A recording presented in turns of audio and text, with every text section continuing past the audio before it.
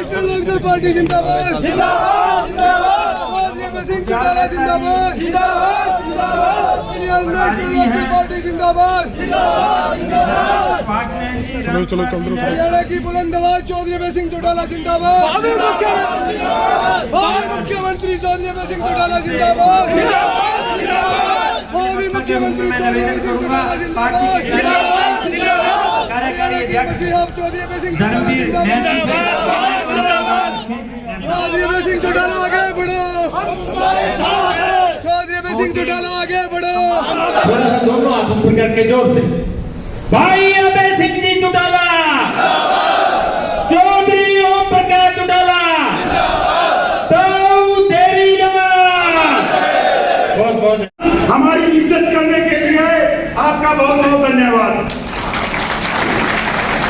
बाकी मैं सामने एक बात बता दूं, राजनीति में हम शुरू से देखते आए हैं वो तो क्या राष्ट्रीय अध्यक्ष थे पूरा देश दुनिया की दिवाली में चौधरी पंथी कैंडिडेट खड़ा किया है यहाँ से संदीप वाल्मीकि, साथ में तो उसकी कार्यकर्ताओं के साथ इंट्रोडक्शन करवाई और उसके साथ साथ आगे कैसे इलेक्शन को लड़ना है उसकी हल्के वाइज साथियों की ड्यूटियां लगाई है। जहां हमारा हल्का का अध्यक्ष और हल्का का इंचार्ज दोनों मिलकर के इस इलेक्शन का संचालन करें अपने अपने विधानसभा क्षेत्र में, वही कार्यकर्ता और जोन इंचार्जों की भी मैंने आज ड्यूटी लगाई है कि वो आज के बाद अपने अपने जोन की बैठक करें और जो जोन इंचार्ज है वो जोन के कार्यकर्ताओं को साथ लेकर के एक एक घर डोर टू डोर वोट मांगने के लिए जाए। मुझे अपनी टीम पे बहुत भरोसा है, सारे के सारे जो साथी हैं वो अगले एक हफ्ते में कोई शहर का वार्ड ऐसा नहीं बचेगा जो डोर टू डोर नहीं हो जाएगा, कोई गांव का ऐसा वार्ड नहीं होगा जिसके अंदर डोर टू डोर हाजिरी ना लग जाए, एक एक मतदाता से जाकर के वोट की अपील ना करके आ जाए। उसके साथ साथ मैंने कैंडिडेट्स के भी प्रोग्राम बनाने के लिए कहा है और मैं स्वयं भी सरसा में 3-4 दिन जो है सारे विधानसभा क्षेत्रों में लगा करके जाऊंगा। हम हल्के के स्तर पे मीटिंग करेंगे या एक एक दिन में अगर मैं 15-15, 20-20 काम भी करूंगा तो उसमें 2-2, 3-3 हल्के जो है कवर कर दूंगा। सारा का सारा लोकसभा क्षेत्र में स्वयं भी कवर करूंगा और वहीं अपने साथियों की सबकी ये जिम्मेदारी रहेगी कि कोई भी यहाँ से अपना सरसा जिला में ही रह करके अपने उम्मीदवार के पक्ष में काम करें, किसी को बाहर जाने की जरूरत नहीं, ना हिसार जाने की जरूरत, ना कुरुक्षेत्र आने की जरूरत। ये मैंने आज सबकी ड्यूटियाँ लगाई है। हमारे कार्यकर्ताओं का बहुत उत्साह, बहुत हौसला है। कांग्रेस के पास और भाजपा के पास केवल अब एक प्रचार है जो हमेशा झूठ का सहारा लेकर के अफवाहें फैला करके कहीं ना कहीं मतदाताओं को गुमराह करने की कोशिश करता है। हमने जैसे ही संदीप का नाम दिया, यूथ है, पढ़ा लिखा लड़का, इंजीनियर है, छोटी उम्र का है, ये जो जितने भी पुराने धुरंधर राजनीतिक आदमी हैं इनका और कोई काम नहीं बचा। अब ये अगले की कैसे उसका तोड़ निकाला जाए उस काम में लग जाते हैं। कांग्रेस का जहाँ दिवाली इस बात को लेकर के पिट गया आज कि आज तक कांग्रेस अपने उम्मीदवार तय नहीं कर पाई, अब तक संगठन नहीं बना पाई। आज भी कांग्रेसी जूतम बाजार हैं आपस में। और वहीं भाजपा की हालत ऐसी है कि भाजपा के जो कैंडिडेट्स हैं, चाहे वो कोई भी कैंडिडेट है, चाहे अशोक तंवर जी है, चाहे चौधरी रणजीत सिंह है, चाहे कोई धर्मवीर है या कोई मनोहर लाल खट्टर खुद हैं, कोई कैंडिडेट अब तक जाकर के गांव में प्रचार नहीं कर पाया, गांव के लोगों के सवालों का जवाब नहीं दे पाया। किसानों के साथ जिस तरह का बर्ताव इन्होंने पिछले 5 वर्षों में किया है, आज किसान जागरूक हो चुका है। किसान आज हर आदमी से, हर राजनीतिक व्यक्ति से, जिन लोगों ने उनको प्रताड़ित किया, उनसे सवाल और जवाब करता है और पूछता है कि हमें दिल्ली जाने से अगर आप रोक सकते हो तो हम आपको अपने गांव में आने से क्यों नहीं रोक सकते? ये हमारा भी अधिकार है, तुम्हारे पास तो अधिकार नहीं था, तुम तो सिर्फ और सिर्फ सत्ता की ताकत की वजह से कर रहे थे। आज कील गाड़ने वाले लोगों की कील उखाड़ने का लोगों ने फैसला कर लिया। मैं हिसार के बारे में आपको थोड़ा सा बताना चाहूँगा। हिसार में 3 उम्मीदवार हमारे उम्मीदवार के सामने, एक जेजेपी से, एक बीजेपी से और एक कांग्रेस से आने वाला है। तीनों के तीनों 4.5 वर्ष तक मलाई खाने वाले थे। तीनों ने किसानों को परेशान किया था और उन तीनों उम्मीदवारों को हिसार के जो मतदाता है वो बहुत बड़ा सबक सिखाए। हमारी उम्मीदवार बहुत बड़े वोटों से जीत करके आई, क्योंकि लोगों का विश्वास हमारे प्रति बड़ा है। हमने लोगों की लड़ाई लड़ी, पूरे हरियाणा प्रदेश के किसानों की, चाहे उन पे कभी भी किसी भी तरह का अत्याचार सरकार ने करने का प्रयास किया।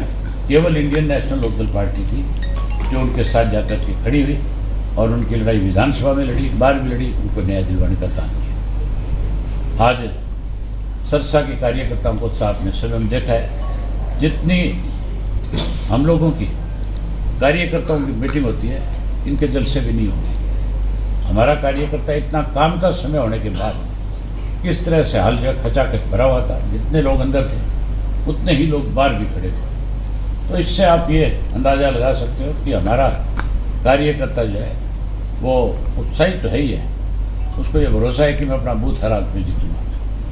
ये जो दोनों पार्टियाँ, ये नेशनल पार्टी जो है, इनकी सोच ये है कि अब क्षेत्रीय पार्टियाँ खत्म हो, ताकि नेशनल के सत्तर के ऊपर तुम 2 पार्टियाँ ही सत्ता में रह सको। जबकि क्षेत्रीय पार्टियों का भी सेंटर में दखल पूरा होना चाहिए।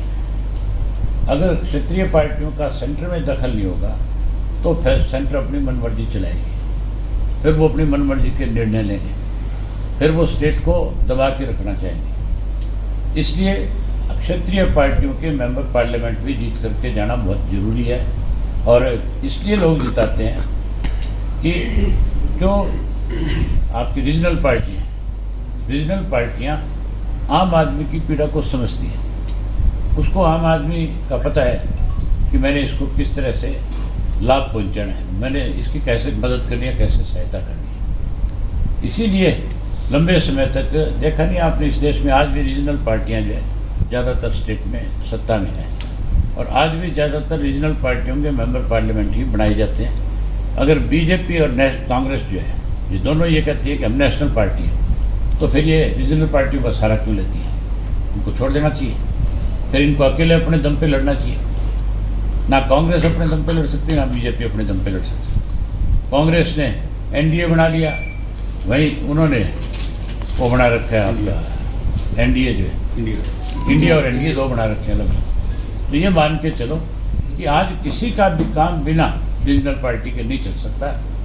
पर यह जितना भी मतलब अपना दाव लगाने के लिए, अपना राज बनाने के लिए रीजनल पार्टियों को साथ ले लेते हैं और फिर जब सत्ता में आते हैं तो रीजनल पार्टियों को कमज़ोर करने में फिर ये कोई कसर नहीं छोड़ते। फिर ये सोचते हैं कि हमारा राज है, ये अलग हो जाए इससे।